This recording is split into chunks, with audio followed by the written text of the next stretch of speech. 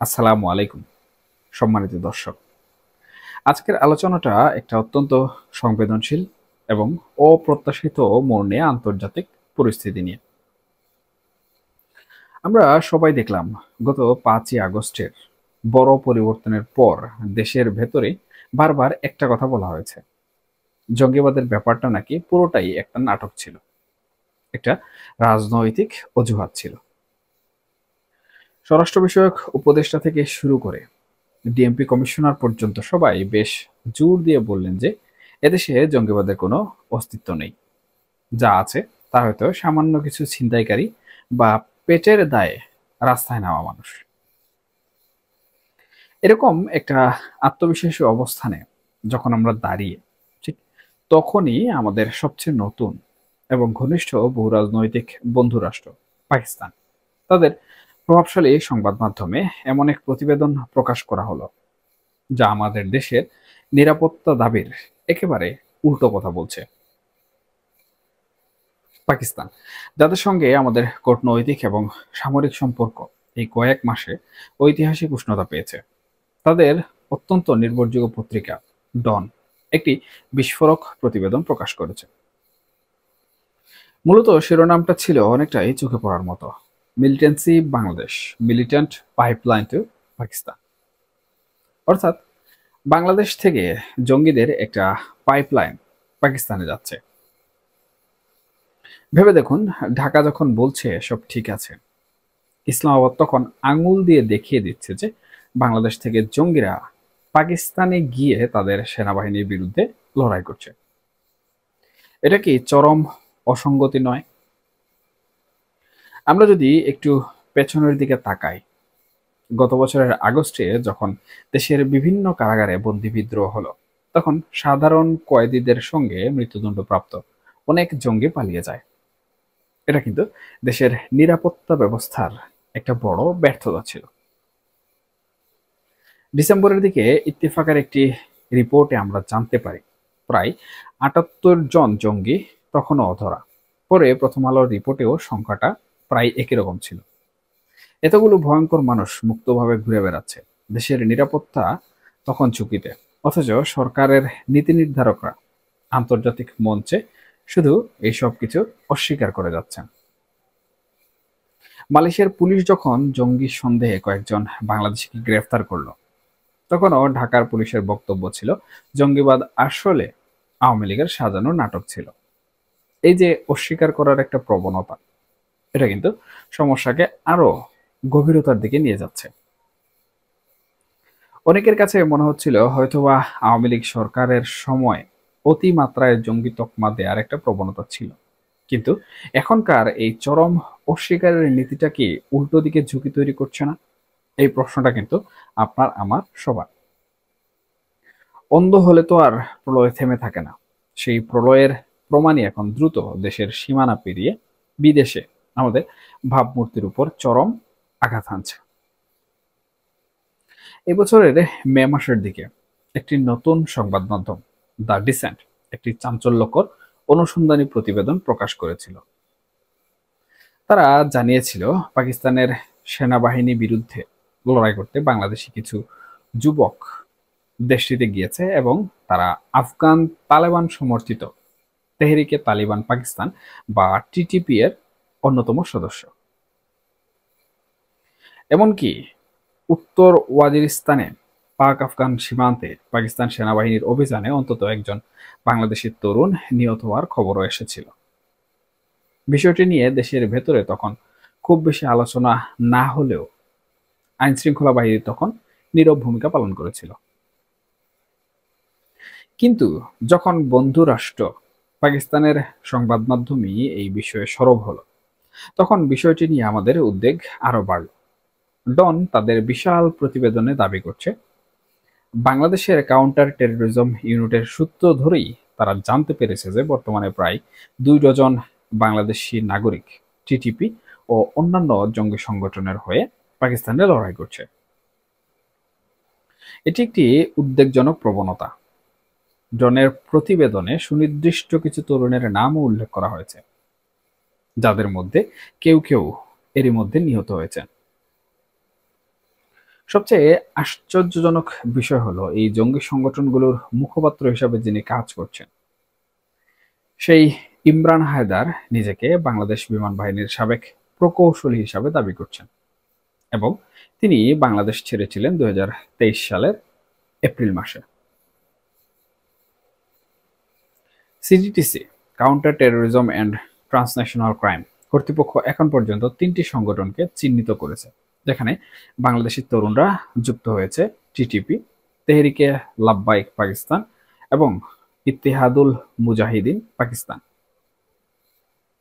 তবে বিশেষজ্ঞদের মতে বেশিরভাগই যোগ দিচ্ছে টিটিপিতে, যারা প্রকাশ্যেই আফগান তালেবানের প্রতি আনুগত্য ঘোষণা করেছে। এখন প্রশ্ন আসে, এই রিক্রুটমেন্টের লক্ষ্য কারা? ডনের রিপোর্টটিতে রতন ঢালির মতো সাধারণ পরিবারের কথা উঠে এসেছে, যার বাবা একজন রিক্সা চালক। অর্থাৎ নিম্নবিত্ত ও মধ্যবিত্তের সেই সব সন্তানদের টার্গেট করা হচ্ছে, যারা কাজ খুঁজছে বা অর্থনৈতিকভাবে দুর্বল। রিক্রুটকারীরা তাদের দুর্বলতার সুযোগ নিচ্ছে, অথচ এখন পর্যন্ত একজন রিক্রুটকারীকে কিন্তু পুলিশ গ্রেফতার করতে পারেনি। বিষয়টি কি আমাদের দেশের আইন শৃঙ্খলা বাহিনীর সক্ষমতা নিয়ে প্রশ্ন তুলছে না?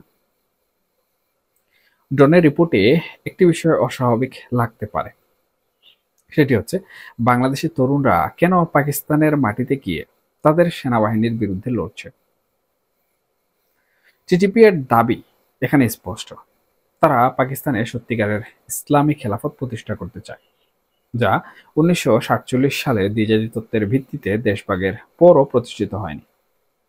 বাংলাদেশি তরুণরা এই আদর্শে উদ্বুদ্ধ হয়ে এই কঠিন পথে পা বাড়াচ্ছে। ডন পত্রিকা আরও একটা গুরুত্বপূর্ণ ইঙ্গিত দিয়েছে। তারা লিখেছে, বিদেশে গিয়ে যুদ্ধ করার এই ঘটনা প্রমাণ করে যে উগ্রপন্থী নেটওয়ার্কগুলো নিজেদের কৌশল পাল্টাচ্ছে। তারা এখন অনলাইনে নিয়োগ দিচ্ছে এবং যোদ্ধাদের বিদেশি সংঘাতে পাঠিয়ে দিচ্ছে। এটা শুধু দেশের ভেতরেই নয়, আন্তর্জাতিকভাবেও বাংলাদেশের ভাবমূর্তির জন্য চরম সংকট তৈরি করেছে। একটা সময় ছিল যখন হোলি আর্টিজানের ঘটনার পর বাংলাদেশ জঙ্গি তৎপরতা ঠেকাতে কঠোর হয়েছিল, কিন্তু এখন নিষিদ্ধ কিছু সংগঠন আবার প্রকাশ্যে মাথাচাড়া দেওয়ার চেষ্টা করছে।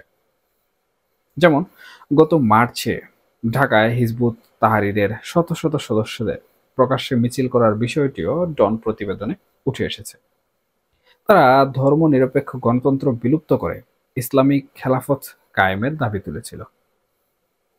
অথচ আমরা শুনলাম দেশে কোনো জঙ্গি নেই, আছে শুধু পেটের দায়ে রাস্তায় নামা কিছু মানুষ। আওয়ামী লীগ সরকার জঙ্গি নাটক সাজিয়েছিল বলেও দাবি করা হলো, কিন্তু বন্ধু পাকিস্তানের মিডিয়া যখন এই ভয়ঙ্কর সত্যকে তুলে ধরল, তখন আমাদের অস্বীকার করার পরিণাম আরো বহুদূর পর্যন্ত চলে গেল। দেশের ভেতরে জঙ্গিবাদকে অস্বীকার করার মানে শুধু রাষ্ট্রীয় ব্যর্থতা নয়, এটা বিদেশেও আমাদের তরুণদের উগ্রবাদের দিকে ঠেলে দিচ্ছে। এই প্রবণতা কতদূর পৌঁছায় সেটা এখন শুধু সময়ের অপেক্ষায়। তবে এখানে দুটো জিনিস কিন্তু পরিষ্কার হয়ে যাচ্ছে। প্রথমত, আমাদের অন্তর্বর্তীকালীন সরকারের কেয়ারলেস আচরণ বা নন সিরিয়াস আচরণ। দ্বিতীয়ত, আওয়ামী লীগ আমলে আমরা যে সকল জঙ্গি বিষয়গুলো জেনেছি, এগুলোকে পরে যেভাবে আওয়ামী লীগের নাটক বলে উড়িয়ে দেওয়া হয়েছে, সেগুলো কিন্তু কোনো নাটক ছিল না, বরঞ্চ এগুলো সত্যি ছিল এবং প্রত্যেকটা ঘটনা বাস্তবিকভাবে ঘটেছিল। এখন এর ফলাফল কি হতে পারে? দেখুন, ইতিমধ্যে আমরা দেখেছি যে বাংলাদেশের সাথে পাকিস্তানের ব্যাপক সখ্যতা হয়েছে এবং আন্তর্জাতিক ভূ রাজনীতির মধ্যে এক ধরনের পরিবর্তনও লক্ষণীয়। ইতিমধ্যে ভারত বিদ্বেষী মনোভাব ব্যাপক চাঙ্গা হয়েছে। ভারতের সেভেন সিস্টার্স ভেঙে দেওয়ার বা দখল করার নানা ধরনের হুমকি আসছে। ভারত কিন্তু এই বিষয়টাকে খুব সিরিয়াসলি নিয়েছে এবং তারা দায়ী করছে পাকিস্তানের সহযোগিতায় বাংলাদেশে এই ধরনের ঘটনা ঘটছে।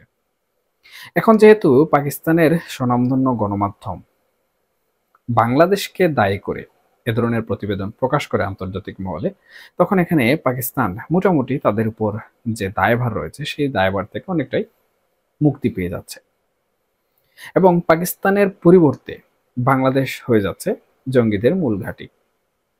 এবং এই মূল ঘাঁটি যেভাবে পাকিস্তান ও বাংলাদেশের উপর দোষারোপ করছে, তাতে সেই মূল ঘাঁটি যদি ভারতের জন্য হুমকি হয়ে দাঁড়ায়, ভারতের জাতীয় নিরাপত্তার স্বার্থে ভারত সেই জঙ্গি ঘাঁটি নষ্ট করার জন্য যদি কোনো ধরনের স্পেশাল ফোর্স কর্তৃক সামরিক তৎপরতা চালায়, তাতে বাংলাদেশে প্রকৃতপক্ষে কোনো ধরনের কোনো কিছু করার থাকবে না। এর প্রথম কারণ হলো, আমি প্রথমে যেমনটি বললাম, অন্তর্বর্তীকালীন সরকারের ব্যর্থতা কিংবা নন সিরিয়াস মনোভাব। এই বিষয়গুলো যত ধামাচাপা দেওয়া হবে, তত পরবর্তীতে মুখ খোলাও কিন্তু কঠিন হয়ে যাবে।